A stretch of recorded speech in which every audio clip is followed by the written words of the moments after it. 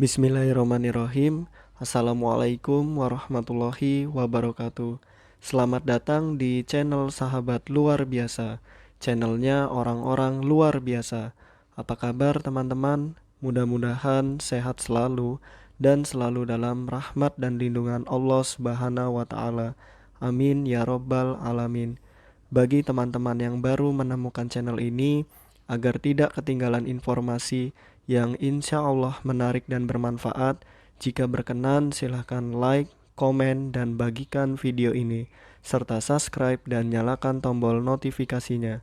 Syukron jazakumullah khairan. Alhamdulillahillazi bini'matihi tatimus solihat. Segala puji hanya milik Allah, yang dengan segala nikmatnya segala kebaikan menjadi sempurna. Salawat serta salam semoga tercurah limpahkan kepada Nabi Muhammad sallallahu alaihi wasallam serta istri-istri beliau, saudara-saudara beliau, tabi'in, tabi'ut tabi'in, dan bagi kita yang insya Allah setia dan istiqomah mengikuti sunnahnya sampai akhir hayat. Amin ya robbal alamin. Rabbi syrohli sodri wa yasirli amri wahlul uqdatam min lisani yafqahu qawli.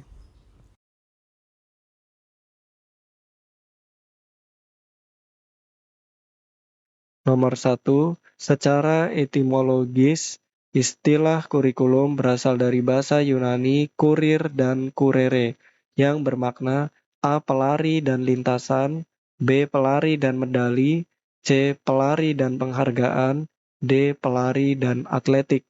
Nah, kurir itu pelari ya teman-teman. Pelari dan kurere adalah lintasan. Jadi bukan medali, bukan penghargaan, bukan atletik. Jadi kurere yaitu pelari dan lintasan.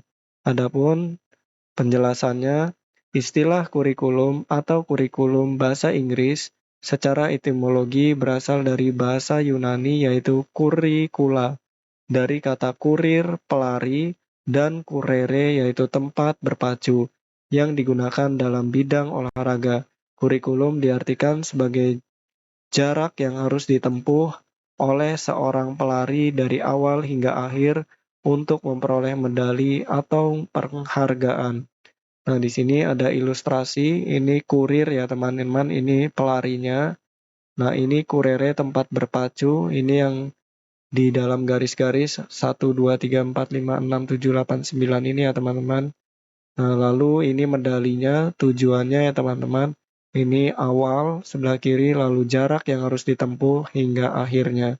Nah, seperti itulah yang dimaksud dengan kurikulum, yaitu jarak yang harus ditempuh oleh seorang pelari dalam konteks pendidikan, yaitu oleh seorang peserta didik. Nah, itu kurikulum ya teman-teman, yaitu tujuannya. Nomor 2, makna awal penggunaan istilah kurikulum dalam bidang pendidikan ialah A. Rencana pelaksanaan pembelajaran sebagai pedoman pembelajaran. B. Kegiatan pembelajaran yang dilakukan di dalam maupun di luar kelas. C. Rencana yang dikembangkan oleh sekolah untuk memberikan berbagai pengalaman belajar bagi siswa. D. Sejumlah mata pelajaran yang harus ditempuh siswa demi memperoleh ijazah. Nah, jawaban yang tepat adalah D ya teman-teman. Sejumlah mata pelajaran yang harus ditempuh siswa demi memperoleh ijazah. Nah, ini seperti pengertian kurikulum tadi ya teman-teman. Siswa ini pelarinya, nah medalinya itu ijazah ya teman-teman. Nah, mata pelajarannya itu yang harus ditempuh.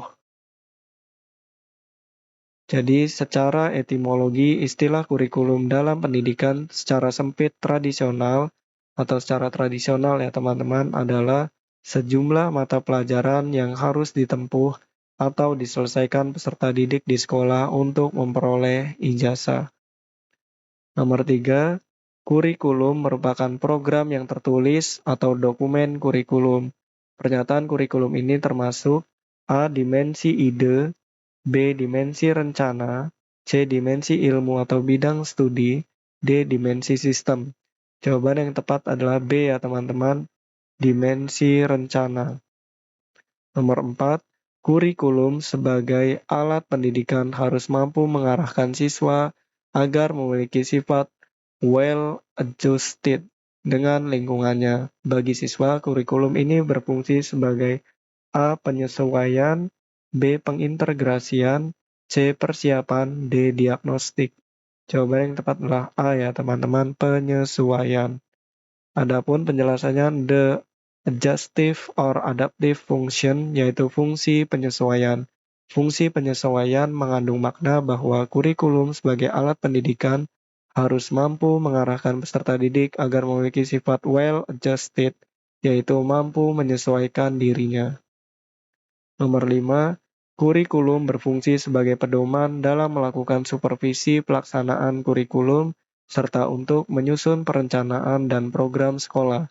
Ungkapan ini menunjukkan fungsi kurikulum bagi A. Guru, B. Kepala sekolah, C. Pengawas, D. Masyarakat. Jawaban yang tepat adalah B ya teman-teman, kepala sekolah.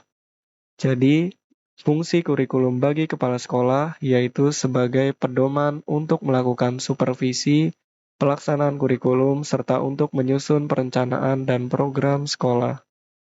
Nomor 6, sebuah kurikulum disusun dengan tujuan untuk A. Memenuhi tuntutan zaman, B. Memenuhi tuntutan masyarakat, C. Meningkatkan mutu pendidikan, D. Mewujudkan tujuan pendidikan nasional. Jawaban yang tepat mana teman-teman? Ya, jawaban yang tepat adalah D. Mewujudkan tujuan pendidikan nasional. Penjelasannya, dimensi kurikulum sebagai suatu ide biasanya dijadikan langkah awal dalam pengembangan kurikulum, yaitu ketika melakukan studi pendapat dari sekian banyak ide-ide yang berkembang dalam studi pendapat tersebut, maka akan dipilih dan ditentukan ide-ide mana yang dianggap paling kreatif, inovatif, dan konstruktif sesuai dengan visi misi dan tujuan pendidikan nasional. Nomor 7, kegiatan mentransfer perencanaan kurikulum ke dalam tindakan operasional disebut termasuk ke dalam tindakan A. Perencanaan kurikulum, B. Penerapan kurikulum, C. Evaluasi kurikulum, D. Monitoring kurikulum. Jawaban yang tepat adalah B ya teman-teman, penerapan kurikulum. Adapun penjelasannya penerapan kurikulum atau biasa disebut juga implementasi kurikulum berusaha mentransfer perencanaan kurikulum ke dalam tindakan operasional. Nomor 8, di dalam kurikulum, prinsip fleksibilitas mengandung makna A. Bahan pelajaran tidak tumpang tindih, B. Kurikulum itu harus lentur dan tidak kaku, C. Keseimbangan secara proporsional dan fungsional antara berbagai program dan subprogram, D. Kurikulum itu selalu berorientasi pada tujuan tertentu yang ingin dicapai. Nah, jawaban yang tepat adalah B ya teman-teman, kurikulum itu harus lentur dan tidak kaku. Adapun penjelasannya, prinsip fleksibilitas, artinya bahwa kurikulum itu harus lentur dan tidak kaku, terutama dalam hal pelaksanaannya. Dalam pengembangan kurikulum, mengusahakan agar apa yang dihasilkan memiliki sifat luas, lentur, dan fleksibel. Dalam pelaksanaannya memungkinkan terjadinya penyesuaian-penyesuaian berdasarkan situasi dan kondisi, tempat dan waktu yang selalu berkembang, serta kemampuan dan latar belakang anak. Nomor 9, prinsip pengembangan kurikulum salah satunya adalah beragam dan terpadu. Hal ini didasarkan pada pemikiran bahwa A. Anak merupakan sentral dalam pengembangan kurikulum, B. Pengembangan kurikulum harus memperhatikan dan memanfaatkan perkembangan teknologi, C. Terdapat keragaman karakteristik anak, kondisi daerah, jenjang sosial, dan lain-lain, D. Kurikulum harus mencerminkan keterkaitan antara pendidikan formal, non-formal, dan informal. Jawaban yang tepat adalah C.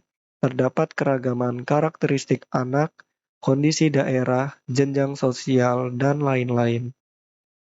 Penjelasannya, kurikulum prinsip beragam dan terpadu yaitu keragaman karakteristik anak, kondisi daerah, jenjang sosial, dan lain-lain harus diperhatikan, meskipun harus tetap ada keterkaitan dan kesinambungan program. Nomor 10, sebagai dasar guru pendidikan khusus dalam penyusunan kurikulum bagi anak berkebutuhan khusus adalah A. Hasil asesmen siswa, B. Hasil diskusi dengan orang tua, C. Kurikulum baku yang telah disahkan pemerintah, D. Kebijakan guru dan kepala sekolah. Di dalam dunia pendidikan khusus itu apa-apa bermuara pada siswa, berpusat pada siswa ya teman-teman. Jadi jawaban yang tepat adalah A. Hasil asesmen siswa. Baik teman-teman, mungkin itu saja yang dapat saya bagikan. Apabila ada kebenaran, pastikan itu datangnya dari Allah Subhanahu wa taala, dan apabila ada kesalahan, pastikan itu datangnya dari saya. Maka apabila ada kebenaran, mohon doakan kebaikan, dan apabila ada kesalahan, mohon dimaafkan dan diingatkan. Syukron jazakumullah khairan. Allahumma inni as'aluka ilman nafi'an wa rizqan thayyiban wa amalan mutaqabbalan. Subhanakallahumma wa bihamdika asyhadu an la ilaha illa anta astaghfiruka wa atubu ilaik. Wassalamualaikum warahmatullahi wabarakatuh.